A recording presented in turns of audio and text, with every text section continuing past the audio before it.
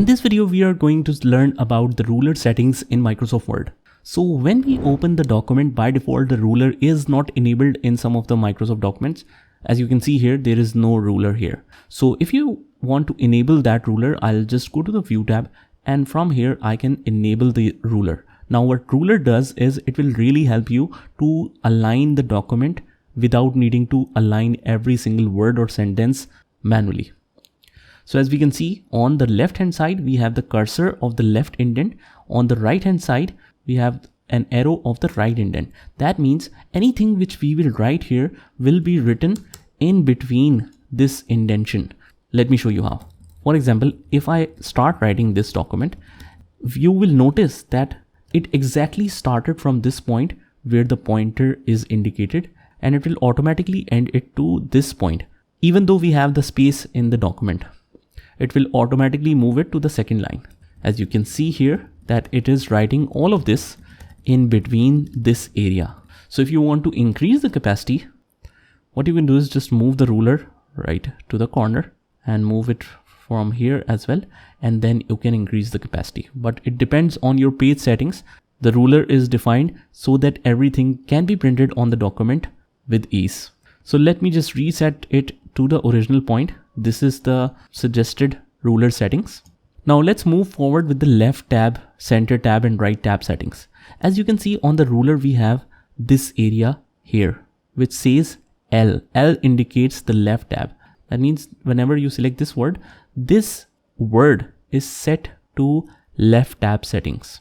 Now what does this mean? That means that whenever, let's say I am writing a new word, I must have written it here, right? So as soon as I write the new word, what I can now do is just directly move it to this point. Let's say I want to move all of these words that I write to this alignment.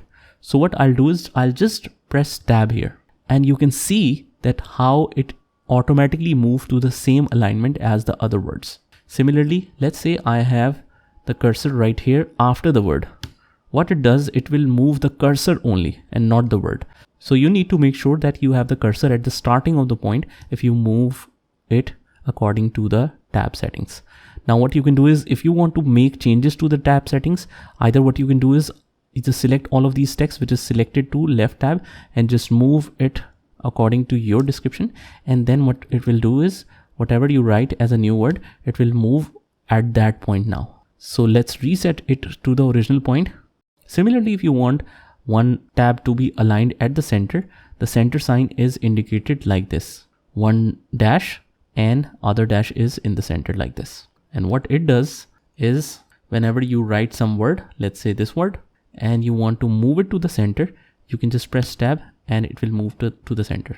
Now you can make your own like this, but once we see all this, then I will show you how you can customize your own. So this is the center tab indicated with this icon right here. So whenever we write anything within this area and we want to move it to the center, I'll just press tab and it will be centered right away. Similarly, for the right one, you have this indication right here in the ruler that says all the alignments are on the right. Now how this works is, let's say I have a new word here, and as soon as I press tab, it will all be moved to the right alignment. As you can see, right alignment means all of this alphabets are straightly aligned in the right and not on the left side. Similarly, the decimal tab. Now it is so much convenient when you use a decimal tab. It is indicated like this, that it is on the center and indicated with the decimal point. This is the sign of it. Now what it does is, let's say you want to write something here.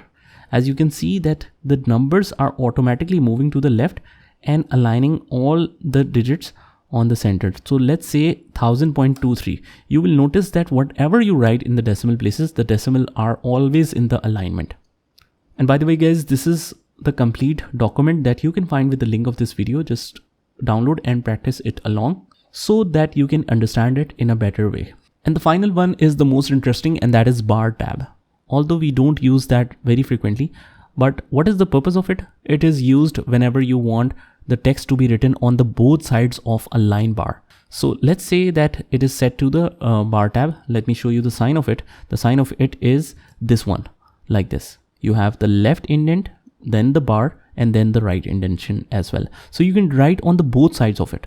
Let's say I press tab and I write something here, and if I press tab here right at the start of the word, you will see that how long is the sentence. It will still be on the left side of the bar, and when we press tab, I will move to the other side of the bar. Similarly, when we hit enter, I am on this side of the bar.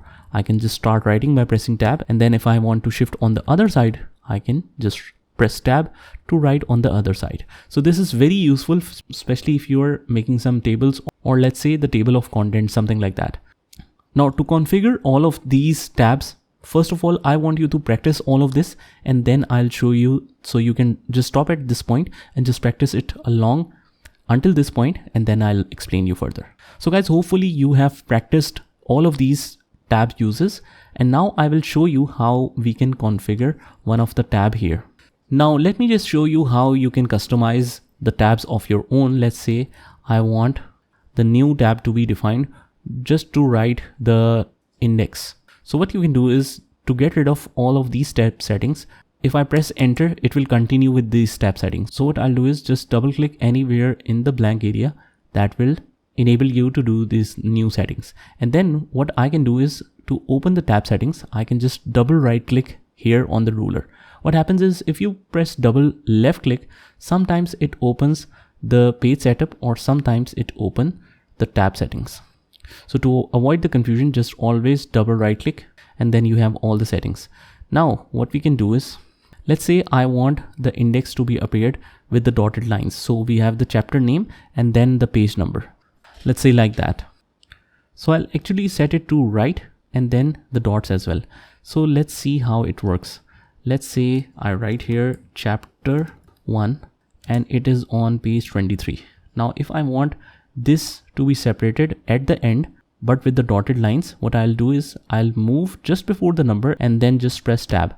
So as you can see that it appears like this. Similarly, if you want it to go a long way, what I'll do is just delete this and then just select.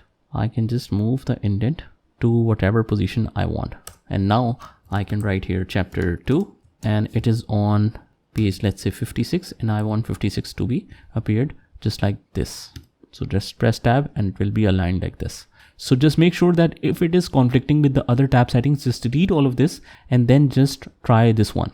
Now similarly, if you want to clear the tab stop, for example, you want to reset this, align it in some other way, what I can do is just select the word or sentence where the tab stop is present.